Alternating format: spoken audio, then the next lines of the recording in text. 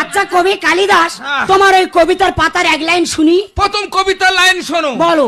আমাদের গরুগুলো খালের মাঝখান দিয়ে যায়। তোর কি গরু যায় বলে ঠেলে উঠতো? এইটা হ্যাঁ দেবো না। না। আচ্ছা না, সরি সরি সরি। তোর মা একটা লরি লরি লরি। এই আমার মা লরি নয়। কি? ভুটভুটি। চুপ করে কবিতা শোনো। আচ্ছা চুপ। আমাদের গরুগুলো খালের মাঝখান দিয়ে যায়, বলিনি তো। বড় বড় যোগ এসে গরু গিলে খায়, আতা গাছে তোতা পাখি, ডালিম গাছে মৌ। কবিতা বলতে জি পোস্টে বাইরে গেলাম কি করবো? চুপ করে শোনো। No sorry sorry.